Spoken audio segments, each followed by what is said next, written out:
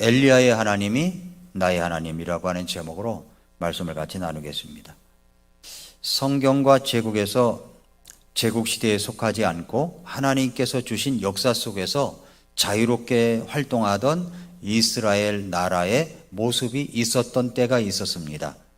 오늘 본문은 아시리아 제국이 멸망하기 전에 북왕국의 아시리아 제국에 의해서 이스라엘이 멸망하기 전에 북왕국 아합 시대에 있었던 그런 일입니다. BC 874년쯤에 일어난 일입니다. 오늘 본문에는 엘리야라는 하나님의 대언자가 나옵니다. 우리는 하나님의 대언자라 하고 엘리야라는 이름만 들어도 이분은 정말로 엄청나고 굉장한 사람이다 라고 생각하기가 쉽습니다. 그러나 그분의 행적을 보면 그런 역사가 많이 있었던 것을 볼 수가 있는데 이 엘리야에 대해서 한번 쭉 보도록 하겠습니다. 먼저 이 시대적 배경을 보겠습니다. 첫째로는 아합의 폭정 시대입니다. 시대가 사람을 낳는다고 하죠. 엘리야 시대는 아합이라고 하는 이스라엘 왕이 통치하던 시대였습니다. 열왕기상 16장을 보세요. 16장 29절부터 34절을 보면은 유다왕 아사의 제38년에 오므리의 아들 아합이 이스라엘을 통치하기 시작하니라. 여기 이제 아합이 나옵니다. 오므리의 아들 아합이 사마리아에서 22년 동안 이스라엘을 통치하니라. 22년 동안입니다. 오므리의 아들 아합이 자기 이전에 있던 모든 자들보다 더 주의 눈앞에서 악을 행하였더라. 자, 아합의 특징이 나오죠. 더 악을 행한 왕입니다. 31절 그가 느밧의 아들 여로보암의 죄들 가운데서 걷는 것을 가벼운 일로 여기고, 그러니까 여기서 나와 있는 여로보암 죄들 가운데서 걷는 것은 끔찍하고 사악한 일입니다. 그런데도 불구하고 이 아합은 가벼운 일로 여겼다는 거예요. 그러니까 이 죄를 가볍게 여기는 사람은 아주 사악한 사람입니다. 죄를 우습게 여기는 사람, 자기가 죄를 저질러도 우습게 여기는 사람은 사악한 사람입니다. 그런데 사람들 가운데서도 하나님 앞에 죄를 저지르는 일을 가볍게 여기는 사람이 있어요. 여기 여로보암 죄들 가운데 걷는 것을 가볍게 여겼다고 하는 것은 하나님 앞에서의 죄악을 가볍게 여겼다는 것과 똑같은 말입니다.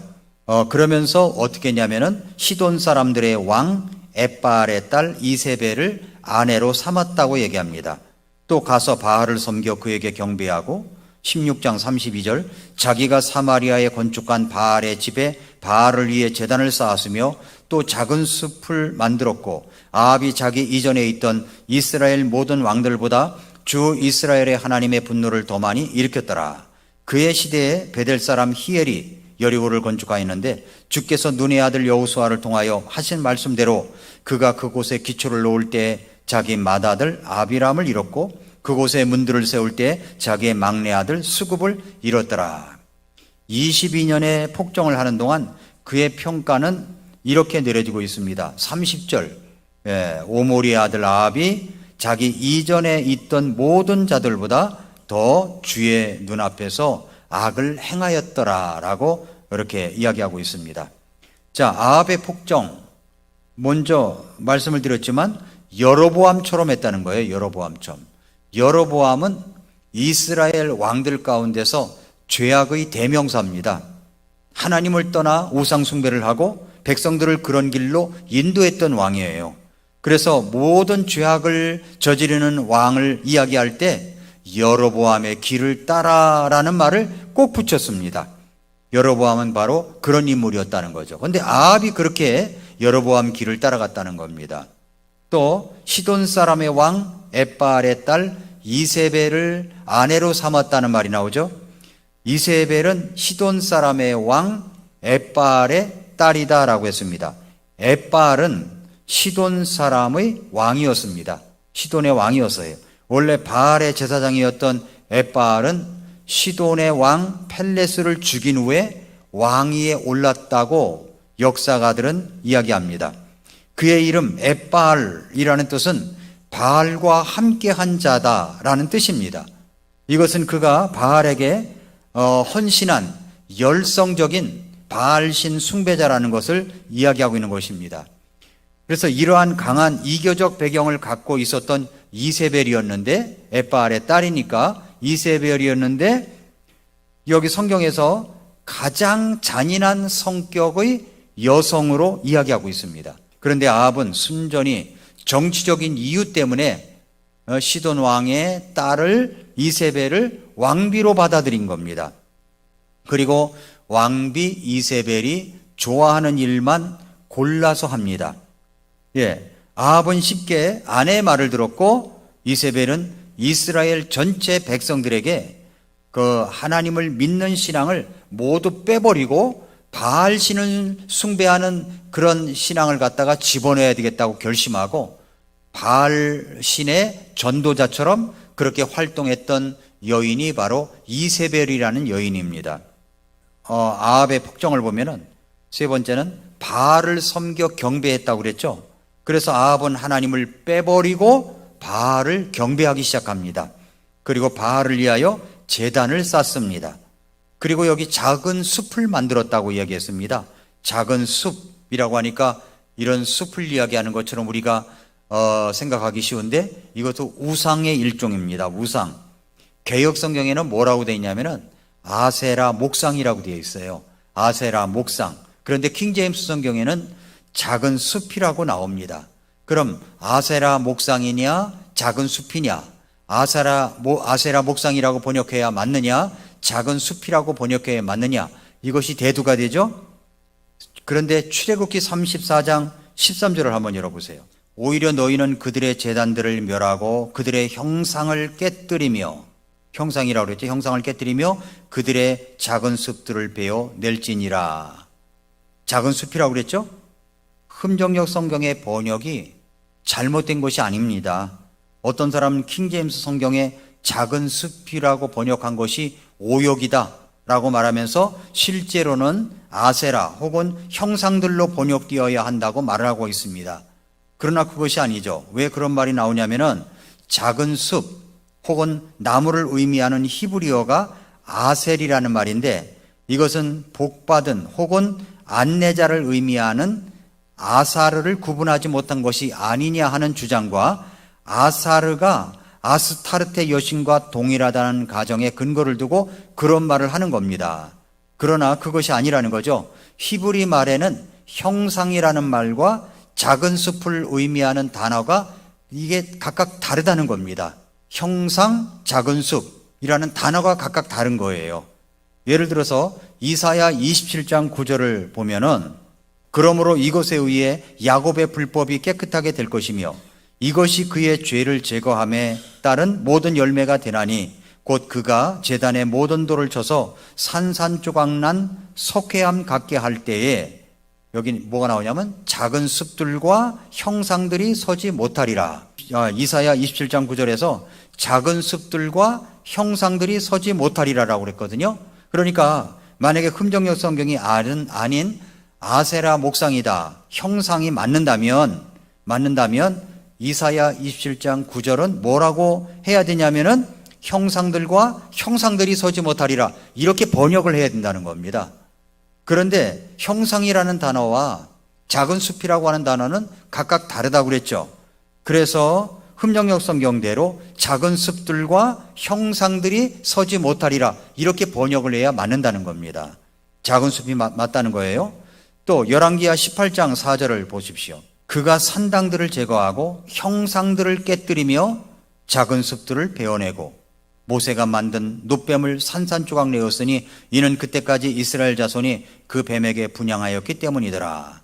그가 이 뱀을 누스탄이라 하였더라. 여기도 똑같죠? 형상들을 깨뜨리고, 그 다음에 또 작은 숲이라고 하는 이 단어가 만약에 형상이 많은다면 형상들을 깨뜨리고 형상들을 베어내고 이런 말이 될 수가 있기 때문에 여기서 작은 숲들을 베어내고 라고 했다는 겁니다.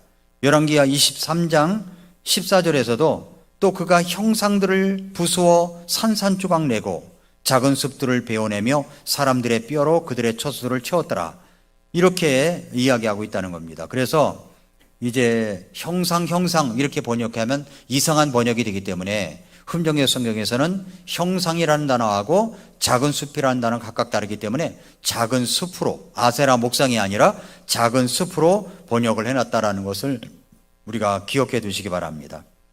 그 다음에 이제 아스타르테의 이름은 아스다롯이라고 성경에 3번 나옵니다.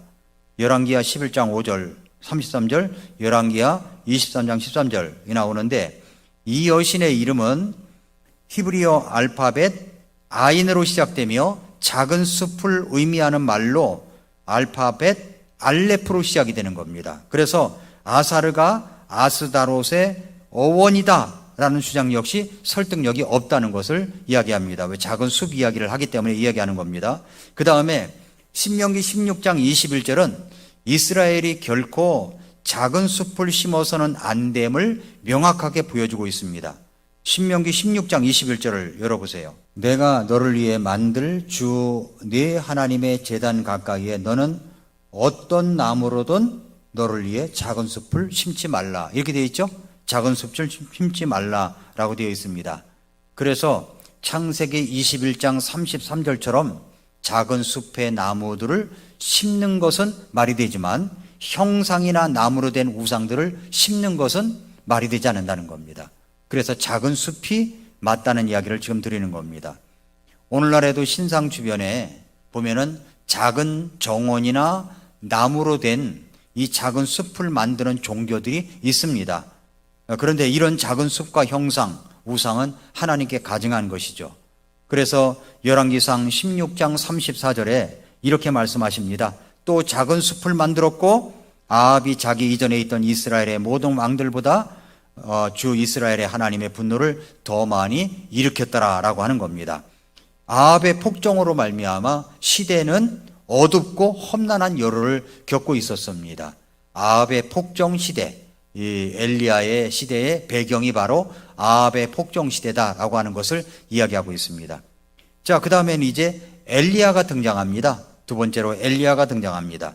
17장 1절, 길르앗 거주민들에게 속한 디셉 사람 엘리야가 아합에게 이르되 내가 서서 섬기는 주 이스라엘의 하나님께서 살아계심을 두고 맹세하노니 내 말이 있지 아니하면 이 몇 년 동안 이슬이나 비가 있지 아니하리라 하니라. 자, 이 엘리야가 누굽니까? 엘리야를 뭐라고 소개하고 있어요? 길르앗 거주민 디셉 사람 엘리야라고 하죠. 자, 길르앗은 어디입니까? 길르앗은 작은 촌낙, 촌구석 어떤 것을 이야기합니다. 그러니까 길르앗은 시골이에요. 시골입니다. 그런데 그는 디셉에서 태어났습니다. 그러니까 디셉에서 태어나서 길르앗에서 살아가고 있는 시골의 한 평범한 사람이다 이 말입니다.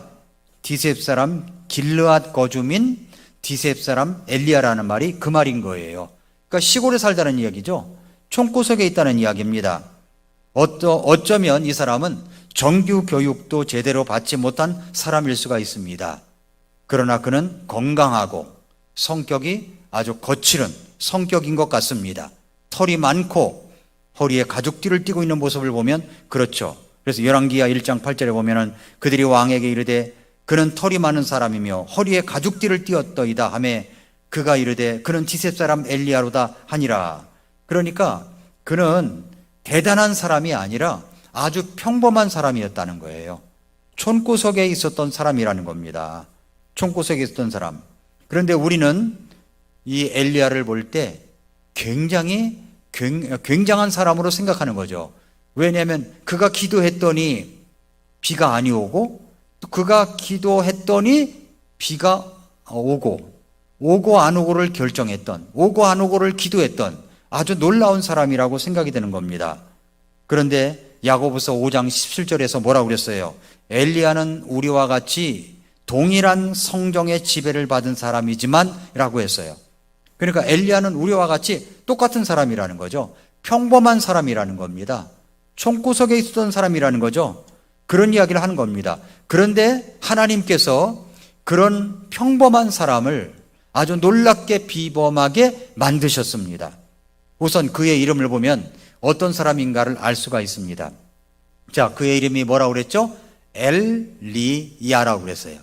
자, 엘이라는 말은 엘로힘, 뭐 이런 여러 가지 L자로 시작되는 말이 바로 하나님이라는 말이에요.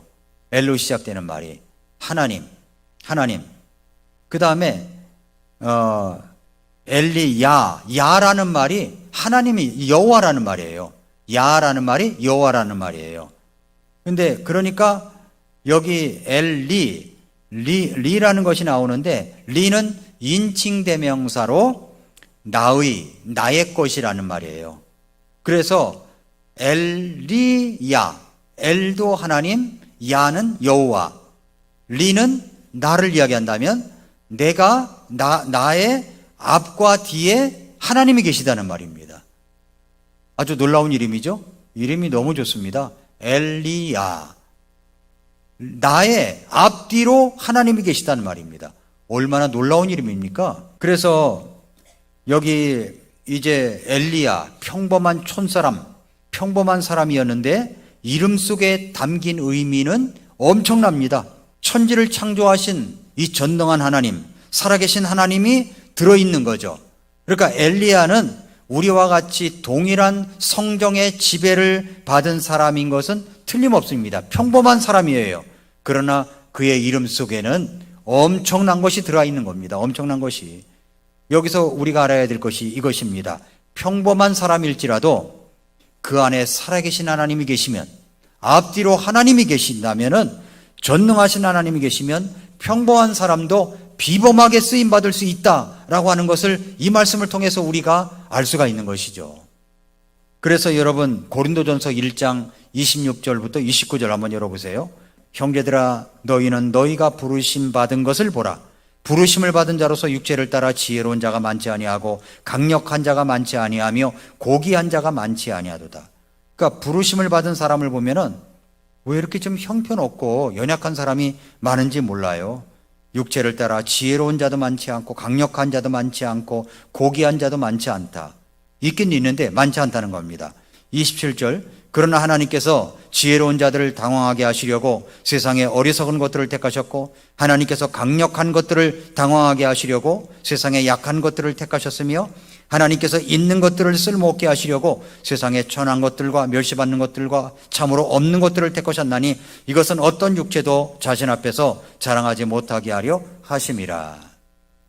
하나님은 아무리 내가 어리석게 보일지라도, 약하다고 할지라도, 사람들이 쓸모없다고 손가락질을 한다고 할지라도, 내가 천하고 멸시를 받고 가진 것이 없을지라도 그 안에 살아계신 하나님이 계시고 앞에도 계시고 뒤에도 계시고 내 안에 계신다고 확신한다면 우리 성령 하나님께서 나 같은 평범한 사람을 비범하게 쓰신다라고 하는 것을 이 말씀을 하고 있는 겁니다. 자, 그러면 세 번째로, 하나님은 성경의 한 인물을 통해서 역사하시는 겁니다.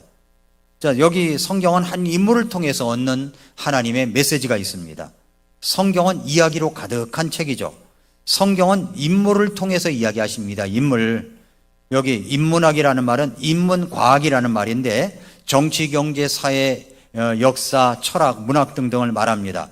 인류문학에 관한 이 정신과학을 총체적으로 일컫는 말이 인문학이죠. 인문학의 핵심은 인간이란 누구이며 인생이란 무엇인가에 대한 연구입니다. 연구. 우리는 인본주의적 인문학이 아니라 기독교 인문학을 추구합니다. 기독교 인문학이란 하나님과의 관계 속에서 인간이나 인생을 이해하는 것을 말합니다. 그러니까 하나님은 사람을 하나님의 형상대로 만드셨는데, 그런데 우리는 오직 하나님을 통해서 사람이나 인생을 올바로 이해할 수 있다는 것입니다. 엘리야 한 사람의 생애를 연구해 보면 엘리야뿐만 아니라 엘리야의 하나님이 누구신지에 대해서 연구가 됩니다. 엘리야의 하나님이 누구냐?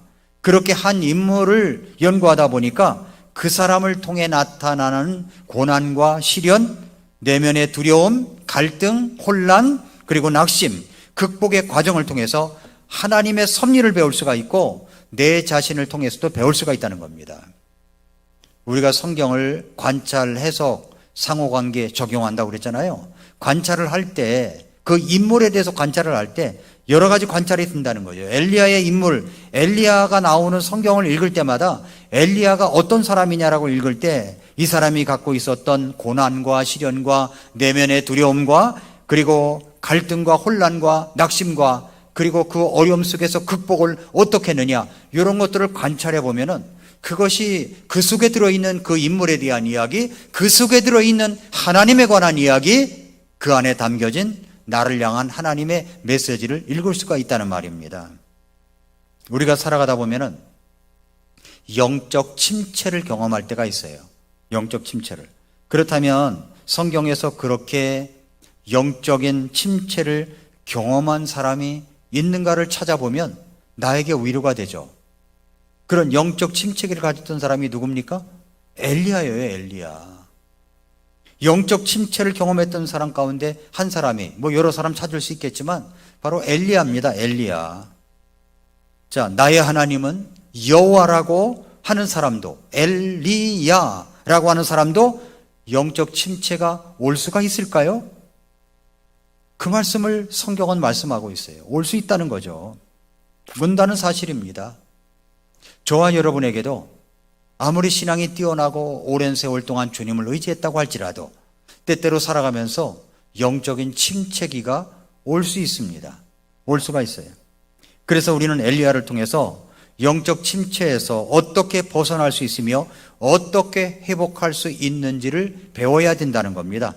나의 상처, 나의 고통, 그리고 나의 좌절 같은 것이 나만 겪는 문제가 아니라 바로 이 다른 사람도 겪고 있구나. 엘리야, 앞뒤로 하나님이 계시다고 고백하는 그 사람에게도 있었구나 라는 사실을 통해서 우리 자신에게 큰 위로와 힘이 될 수가 있다는 겁니다. 그렇게 발견하면요, 훨씬 더 가벼워져요. 그럴 때 치유가 시작되는 겁니다. 한 인물의 이야기를 배운다는 것은 곧 하나님의 이야기를 배우는 것이다. 그것을 우리가 깨닫게 됩니다. 우리는 결국 예수님을 배우기 위한 준비를 어떤 인물을 통해서 할 수 있는 겁니다. 엘리야를 통해서도 할 수가 있는 거고요. 엘리사를 통해서도 할 수가 있는 겁니다. 그 다음에 이제 네 번째, 마지막으로는 엘리야는 정말 용기가 있는 사람이었다는 겁니다. 용기가 있는 사람이었어요. 엘리야야 당연히 용기가 있겠지. 아닙니다. 엘리야는 정말 지극히 평범한 사람이었어요. 그런데 그는 하나님을 의지함으로 용기를 가졌던 사람입니다. 그 용기를 어디서 볼 수가 있습니까? 여기 열왕기상 17장 1절에서 볼 수가 있는 겁니다. 길르앗 거주민들에게 속한 디셉 사람 엘리야가 아합에게 이르되 내가 서서 섬기는 주 이스라엘의 하나님께서 살아계심을 두고 맹세하노니 내 말이 있지 아니하면 이 몇 년 동안 이슬이나 비가 있지 아니하리라. 그 시대에 아주 악독한 아합, 더 사악한 이세벨이 있는 그런 왕비가 있는 시대 속에서 도전장을 내미는 일은요, 엄청난 용기를 필요로 하는 일입니다. 이렇게 하나님을 아는 사람에게는요, 하나님을 내가 똑바로 알고 의지하면 남다른 용기가 생기는 겁니다. 용기가 생겨요. 용기는 어떻게 해서 생기는 것입니까? 용기는 하나님을 아는 지식이 있을 때 생기는 겁니다. 하나님을 아는 지식이 있을 때. 17장 1절을 다시 보세요. 길르앗 거주민들에게 속한 디셉 사람 엘리야가 아합에게 이르되 내가 서서 섬기는 주 이스라엘의 하나님께서 살아계심을 두고 맹세하노니. 자, 여기 엘리야는 하나님에 대해서 어떻게 믿고 어떻게 섬기고 있습니까? 서서 섬긴다고 그랬어요. 서서 섬기는. 서서 섬긴다. 자, 하나님을 서서 섬깁니다. 그리고 주 이스라엘의 하나님이 살아계심을 믿고 있습니다. 주 이스라엘의 하나님께서 살아계심을 두고 맹세하노니. 하나님을 서서 섬기고 그리고 하나님께서 살아계심을 믿고 있었던 사람입니다. 그때 엘리야의 하나님은 바로 놀랍게 역사를 하시는 거죠. 그래서 엘리야에게 용기를 주셨던 것입니다. 지금도 마찬가지입니다. 그렇다면 여러분, 우리 하나님은, 엘리야의 하나님은 지금도 살아계셔서 역사하실까요? 역사하시죠. 반드시 역사하십니다. 그러면 우리는 어떤 하나님을 믿고 있습니까? 여러분이 서서 하나님을 섬기고 있습니까? 살아계신 하나님을 믿고 있습니까? 바로 그것을 이야기하는 겁니다. 우리 하나님은 죽은 자의 하나님이 아니에요. 우리 하나님은 살아계신 하나님이시라는 겁니다. 이 사실 하나가 나에게 용기를 가져다 주는 겁니다. 나에게 용기를 가져다 주는 거예요. 하나님을 아는 지식은 내게 용기를 가져다 주는 겁니다. 그 다음에 두 번째, 하나님의 임재를 의식할 때 용기가 생기는 겁니다. 하나님의 임재를 의식할 때 용기가 생겨요. 자, 여기에 1절 다시 보시면 길르앗 거주민들에게 속한 디셉 사람 엘리야가 아합에게 이르되 내가 서서 섬기는 주 이스라엘의 하나님께서 살아계심을 두고 맹세하노니 내 말이 있지 아니하면 이 몇 년 동안 이슬이나 비가 있지 아니하리라 하니라. 살아계시다고 하는 것은 하나님의 임재를 이야기하는 겁니다. 임재를 믿는 거예요. 하나님께서 지금도 역사하신다는 사실, 지금도 내 옆에서 함께하고 계시다는 이 사실을 믿는 겁니다. 그때 뭐가 생긴다고요? 용기가 생기는 거죠. 용기. 할 수 있다고 하는 용기가 생기는 겁니다. 그 다음에 또 어떨 때 용기가 생기냐면은 말씀의 능력을 신뢰할 때 용기가 생깁니다. 말씀을 의지하면 용기가 생기는 거예요. 오늘 1절 말씀은 어디서 나오는 말씀이냐? 이것이 한번 여러분 신명기 11장 13절부터 17절을 열어보십시오. 내가 이날 너희에게 명령하는 내 명령들에 너희가 부지런히 귀를 기울여 주 너희 하나님을 사랑하며 너희 마음을 다하고 혼을 다하여 그를 섬기면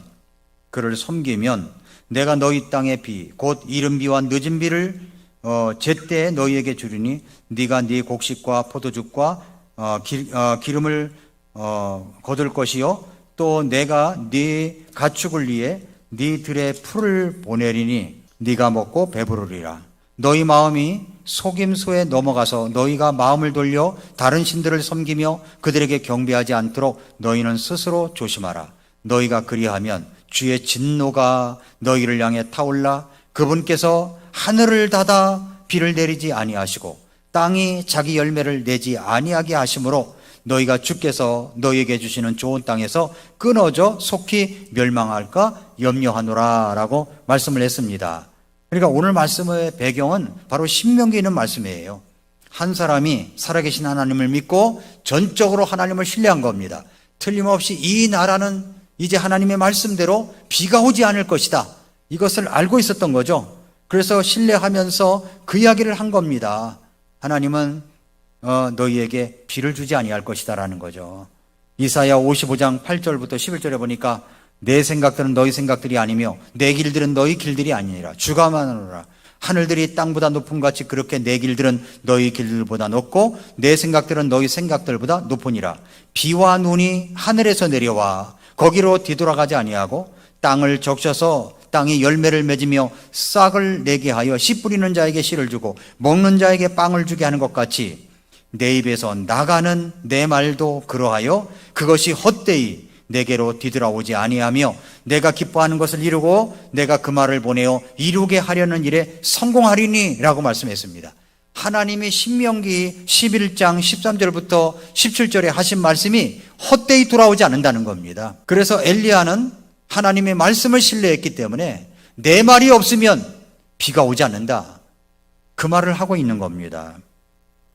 한 사람이 하나님을 전적으로 믿고 신뢰할 때 뭐가 생겨요? 아무리 사악한 왕비가 있고 그리고 악한 왕이 있다고 할지라도 담대함이 생기는 겁니다. 죽으면 죽으리다라는 마음을 가지고 앞으로 나가서 바른 직언을 할 수 있다는 거죠. 그래서 하나님은 한 사람을 찾으시는 거예요. 한 사람. 역대하 16장 9절에서 이렇게 말씀했습니다. 주의 눈은 온 땅 전역을 이리저리 달리며 그분을 향해 마음이 완전한 자들을 위하여 그분의 강하심을 보이시나니 이 일로 왕이 어리석게 행하셨으므로 이제부터는 왕에게 전쟁이 있으리이다 라고 했습니다. 그러므로 하나님이 한 사람을 찾는 거예요. 주의 눈은 온 땅 전역을 이리저리 달리며 그분을 향해서 마음이 완전한 자들을 위하여 그분의 강하심을 보이신다고 했지 않습니까? 그러니까 엘리야 같은 사람을 찾고 있는 겁니다. 앞뒤로 하나님이 계시다고 믿고 신뢰하고 용기를 내서 가서 이야기하는 사람. 주님의 말씀을 의지하고 신뢰하면 용기가 생기는 겁니다. 왜 용기가 없어요? 우리의 믿음이 부족하기 때문에 용기가 없을 수 있다는 겁니다. 그래서 기도라는 책을 많이 쓴 E.M. 바운즈는 이렇게 말했습니다. 오늘날의 교회에서 필요한 것은 더 좋은 기계들이 아니다. 더 기발한 방법들도 아니고 새로운 조직들 역시 아니다. 새로운 조직들이 아니래요. 정말 필요한 것은 성령님이 사용하실 수 있는 사람들, 즉 기도의 사람들, 기도에 능한 사람들이다. 성령님은 방법을 통해서가 아니라 사람을 통해서 능력을 베푸신다. 성령님은 기계에 임하지 않고 사람들에게 임하신다. 그분은 계획에 기름 붓지 않고 사람들에게, 그것도 기도의 사람들에게 기름을 부으신다 라고 말씀했습니다. 주님은 그렇게 기도의 사람을 찾고 계시는 거죠. 그렇다고 더 좋은 기계들, 더 좋은 기발한 방법들이 필요 없다는 말이 아닙니다. 하나님의 관심은 사람에게 있으며 하나님께서 헌신된 사람에게 능력을 베풀어 주신다는 말입니다. 오늘 본문은 영적으로 가장 어두운 시대에 하나님은 엘리야를 찾아 빛을 발하게 하셨습니다. 이 시대도 정말 영적으로 어두운 시대예요. 우리나라도 점점 더 49대 51 이렇게 된 것 같아요. 영적인 어두운 면이 49대 51쯤 된 것 같아요. 이제 정말 하나의 차이로다가 뒤집어질 수도 있는 그런 나라가 되어가고 있구나라고 느낄 때가 참 많습니다. 그럴 때 하나님이 찾으시는 사람이 어떤 사람입니까? 여기 엘리야 같은 사람을 찾고 있는 겁니다. 나는 앞뒤로 하나님이 계셔. 내 속에 하나님의 능력이 있어. 하나님은 나와 함께 계셔. 나는 하나님의 능력을 의지해, 말씀을 의지해, 그리고 엎드려 기도하는 사람. 이런 사람을 하나님이 찾고 계시다는 말입니다. C.S. 루이스가 말하기를 하나님의 길을 저버리면 그것이 우리에게 고생이다 그랬어요. 브라이언 트레이시라고 하는 사람은 평범한 사람의 잠재 능력은 아직 항해하진 대양과도 같고 아직 탐험하지 않은 신대륙과도 같고 헤쳐져 어떤 위대한 행복을 향하여 나아가기를 기다리는 가능성의 시계와도 같다라고 했습니다. 하나님은 평범한 우리를 비범하게 만들기 원하십니다. 하나님은 저 시골 구석에 있는 디셉 사람 엘리야에게도 임하셨습니다. 임하셨어요. 예루살렘에 있는 똑똑하고 잘난 사람에게 임하신 게 아니라 저 시골 길르앗 디셉 사람, 길르앗에 거주하는 디셉 사람 엘리야를 찾아내셔서 엘리야에게 임하셨습니다. 하나님은 평범한 사람을 비범하게 쓰시는 겁니다. 늘 여러분은 나는 못돼, 나는 작아, 나 같은 것이 뭘 하려고 이렇게 생각하기가 쉽습니다. 그러나 여러분, 여기 엘리야는 우리와 성정이 동일한 사람이었었다고 말씀하고 있습니다. 다시 말해서 디셉 사람, 길르앗 디셉 사람 엘리야라는 거죠. 저 시골 구석에 있었던 사람이라는 말입니다. 그럼에도 불구하고 하나님이 나와 앞뒤에 있다.